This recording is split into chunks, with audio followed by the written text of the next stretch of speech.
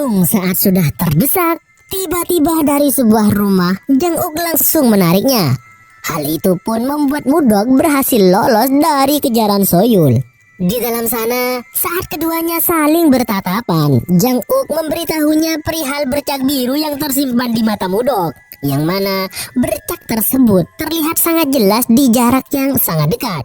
Walhasil, Mudok langsung mengancam Jang Uk dengan pisau yang ia bawa.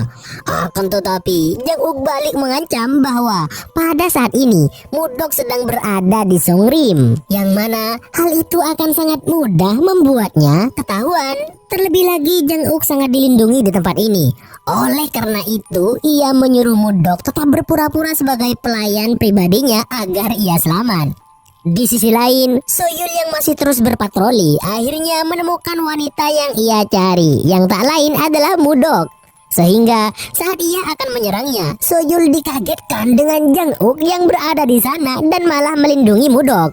Akhirnya Jang Uk pun menceritakan bahwa Mudok adalah pelayan pribadinya. Gak sampai di situ, ia juga menjelaskan alasan ia berada di Songrim adalah untuk meminta maaf pada Pak Jin. Jadi perlu kita jelaskan dulu nih guys, bahwa gak seperti pemuda yang seumuran dengannya yang biasanya belajar sihir di Songrim, Jang Uk yang pintu energinya sudah tertutup dari kecil, membuatnya harus belajar dari guru khusus yang berada di luar Songrim. Sehingga bisa dikatakan bahwa Jang Uk sangat jarang sekali berada di kota Songrim. Beberapa saat kemudian setelah kejadian itu, Jang Uk dan Mudok melakukan sebuah kesepakatan, yang mana Jang Uk bersedia menjamin keselamatan Mudok dan tidak membocorkan rahasia bahwa ia adalah Naksu, dengan syarat bahwa Mudok harus mau menjadi gurunya serta membukakan pintu energinya.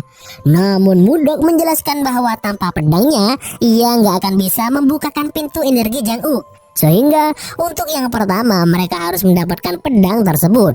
Akan tetapi meskipun telah sepakat, dalam hati Mudok masih meragukan kesepakatan tersebut.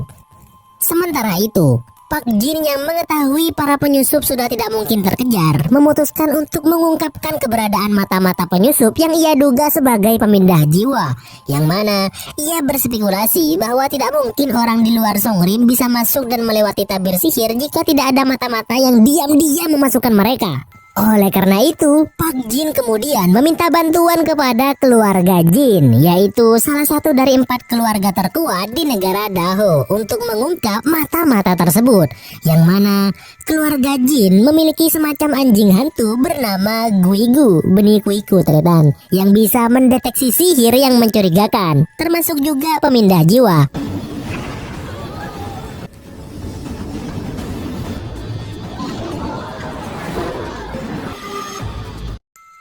Saat sudah beraksi, pandangan mata Guigu tertuju ke arah Jang Uk dan Mudok. Hal itu pun membuat Jang Uk berusaha sekuat mungkin agar Mudok nggak ketahuan. Namun tiba-tiba,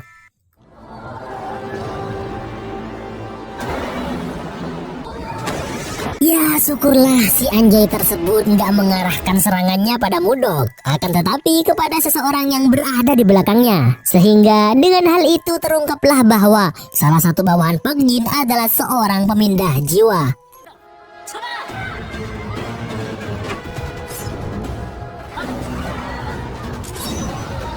Melihat hal itu, para penyihir pun berusaha menangkapnya yang berencana kabur. Akan tetapi si pemindah jiwa tersebut ternyata cukup kuat, sehingga membuat Soyul harus turun tangan. Walhasil dengan kemampuannya yang cukup tinggi, dia berhasil menusuk si pemindah jiwa dan membuatnya membatu. Setelah kejadian itu, Jang Uk yang mendapati Mudok akan melarikan diri, menghadangnya dan kembali mengajukan penawaran tentang menjadikan Jang Uk sebagai seorang murid. Dan sebagai imbalannya, Mudok akan selalu aman sebelum mendapatkan kekuatannya kembali. Namun tiba-tiba, ya, setelah penangkapan pemindah jiwa itu, ternyata Guigu si anjing hantu masih terus berkeliaran. Dan untuk kali ini, mangsa yang benar-benar ia incar adalah Mudok. Melihat keadaan Mudok yang terancam, Jang Uk pun menyuruhnya agar berlari sekencang-kencangnya dan segokil-gokilnya. Sementara itu, ia sendiri akan berusaha menghancurkan porselen yang menjadi wadah Guigu. Walhasil, saat Guigu sudah hampir menerkam Mudok, tiba-tiba anjing tersebut menghilang. Ternyata usaha dari Jang Uk tidak sia-sia. Setelah ia berlari berpacu dengan waktu, akhirnya ia berhasil menghancurkan porselen yang menjadi wadah Guigu tepat sebelum ia menerkam Mudok. Akan tetapi, hal itu tentu saja memancing kemarahan Pak Jin yang bertanggung jawab atas semua yang ada di situ. Ditambah lagi, porselen tersebut adalah barang pusaka milik keluarga Jin. Walhasil, hal tersebut akan membuat Jang Uk akan menerima hukuman yang sangat berat dari Pak Jin. Terlebih lagi, sebelum kejadian itu, ia juga telah melakukan kesalahan lain yang juga tak kalah gawatnya, seperti menentang gurunya dan merusak ruang rahasia Jongjingat. Jadi Jang Uk ini memang dikenal dengan seseorang yang sering membuat masalah, komet cengkal, sehingga Pak Jin yang kini menjadi pengganti ayahnya yang telah lama pergi tak jarang menghukumnya sampai ia jera. Namun bukan tanpa sebab Jang Uk sering membuat masalah sehingga sering membuat Pak Jin geram. Hal itu ternyata ia lakukan karena memang dari kecil ia sangat kurang menerima perhatian dari kedua orang tuanya, yang mana sang ibu sendiri sudah lama meninggal saat melahirkannya. Sedangkan untuk sang ayah yang tak lain adalah Janggang juga telah lama meninggalkannya dengan alasan berlatih. Belum lagi rasa sakit hatinya seakan-akan terus bertambah dengan kenyataan bahwa ia tidak bisa menggunakan ilmu sihir. Oleh karena itu, disinilah tugas seorang Pak Jin yang tak lain merupakan sahabat karib ayahnya untuk selalu menjaga dan mendidik Jang Uk agar selalu disiplin dan menjadi insan yang sempurna. Sementara itu, Mudok sangat terkesan melihat kesungguhan hati Jang Uk yang ingin menjadi muridnya. Sampai-sampai ia rela dihukum asalkan Mudok nggak ketahuan. Akan tetapi, hal tersebut belum dapat meluluhkan hatinya. Bahkan dengan lencana Jang Uk yang masih ia simpan, ia berniat keluar dari Songrim dan mencari Danju atasannya. Di tempat lain, Danju yang ternyata adalah Jinmu bersama dengan pengikut setianya yaitu Giljul membantai semua penyusup yang sebelumnya berhasil menculik Naksu beserta pedangnya. Hal itu ia lakukan demi tetap menjaga kerahasiaan tentang pemindah jiwa. Di samping itu, setelah melakukan pembantaian terhadap penyusup suruhannya, Jinmu juga membawa jasad serta pedang Naksu ke daerah yang bernama Chonbukwan, suatu daerah yang menjadi pusat kerajaan Daho. Perlu kita ketahui, selain melakukan bisnis gelap sebagai pemindah jiwa, dalam kerajaan, Jinmu berstatus sebagai wakil Guanju, sebuah jabatan yang sangat dekat dengan raja. Walhasil, dengan kejadian itu, tersebarlah kabar bahwa Jinmu telah berhasil menangkap penyusup yang menculik Naksu dari Songrim. Hal itu jelas akan membuat Songrim akan kehilangan mukanya di mata masyarakat, di mana Songrim yang terkenal dengan penyihirnya yang sangat kuat harus kecolongan jasad Naksu yang mana hal tersebut harusnya tidak boleh terjadi. Oleh karena itu, Raja kemudian memanggil 3 penyihir terkuat alumni Songrim. Mereka adalah Pak Jin, Sohoyum, dan Jin Hogung. Sesampainya di sana, Raja langsung mengungkapkan kekecewaannya sebab keteledoran Songrim yang gak bisa menjaga jasad sang pembunuh bayangan. Ditambah lagi, sempat juga terjadi insiden pecahnya porselen Guigu milik keluarga Jin. Di samping itu, Raja juga memuji Jinmu yang berhasil menangkap dan menghabisi para penyusup. Oleh karena itu, Raja berniat mengangkatnya sebagai Guanju Kerajaan Daho, yang mana jabatan tersebut telah lama kosong karena kepergian Janggang.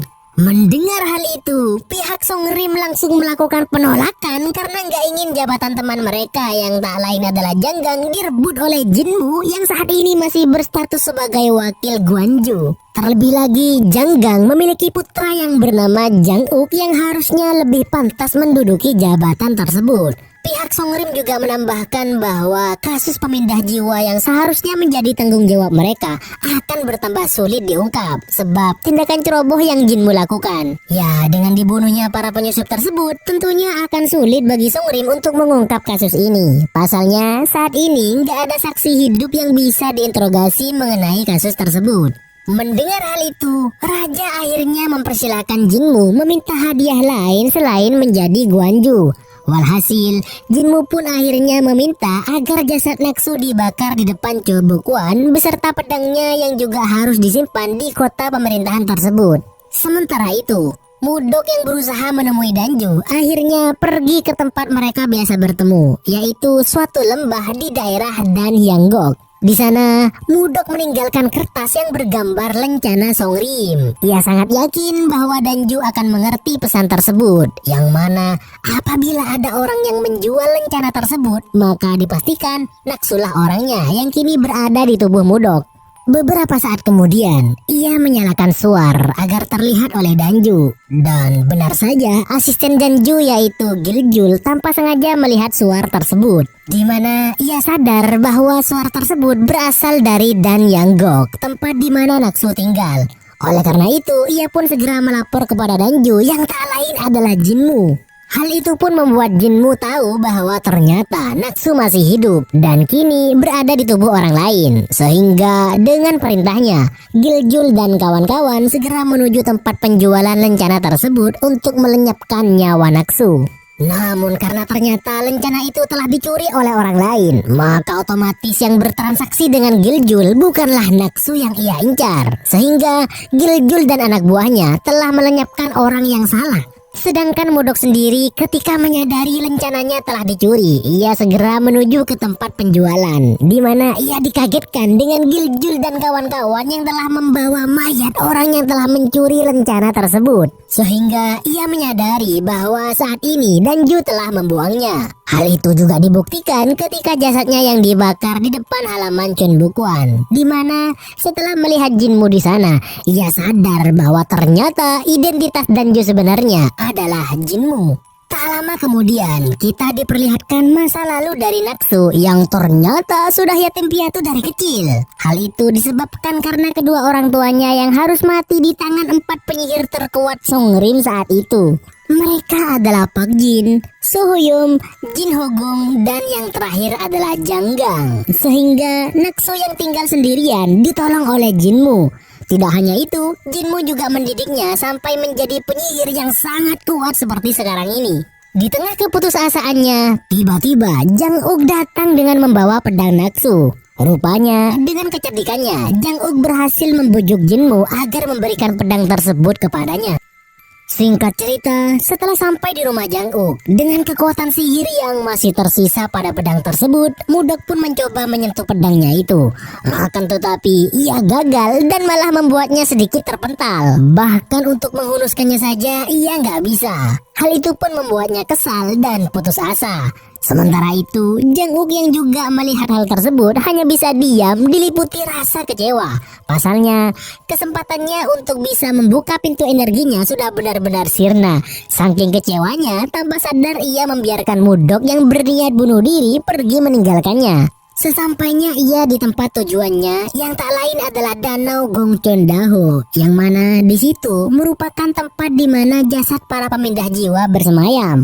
Oleh karena itu, sebagai pemindah jiwa, ia akan menjadikan danau tersebut sebagai kuburan bagi jasadnya yang sudah nggak berguna. Namun tiba-tiba energi magis yang tersimpan dalam Danau Gongcheon Daho tanpa sengaja membangkitkan kembali kekuatan sihir dalam dirinya. Bahkan dengan mudah, Mudok bisa menghunuskan pedang yang sebelumnya tak mampu ia taklukkan.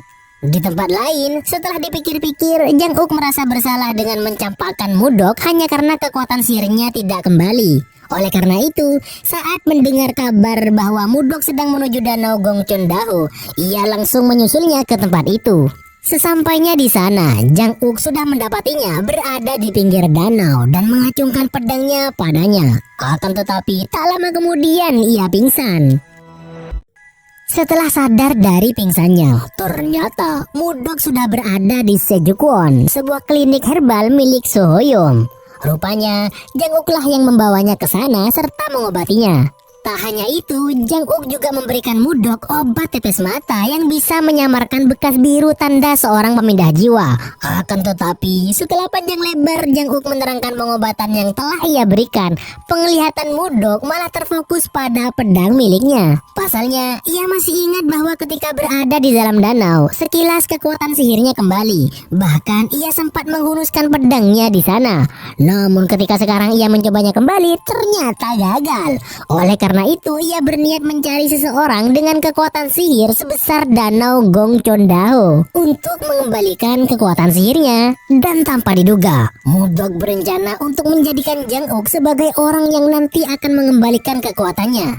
Ya, walaupun sepintas tidak masuk akal dikarenakan pintu energi Jang Uk yang masih tertutup, namun dengan akal bulusnya, Mudok meracuni Jang Uk lewat air yang ia minum. Yang mana agar bisa selamat dari racun tersebut, seseorang harus membukakan pintu energinya kemudian mengeluarkan racun itu. Dan jika Jang Uk benar-benar berhasil selamat, sebagai imbalannya, Mudok akan menerimanya sebagai seorang murid. Tak lama kemudian, datanglah Pak Jin dan So Huyum yang tengah mendapati Jang Uk yang sedang sekarat. Melihat kedua orang itu panik, Mudok yang masih berada di situ menjelaskan bahwa ialah yang meracuni Jang Uk. Dan tak lupa pula, ia juga menjelaskan agar seseorang segera membuka pintu energinya agar Jang Uk bisa selamat. Walhasil, pertaruhan yang dilakukan oleh Mudok tersebut berhasil membuat Sohoyo membukakan pintu energi Jang Uk sehingga membuatnya selamat dari kematian. Akan tetapi, akibat tindakannya yang mengancam hidup Jang Uk, ia pun harus menerima hukuman. Namun, terlepas dari itu, keduanya kini telah resmi menjadi guru dan murid.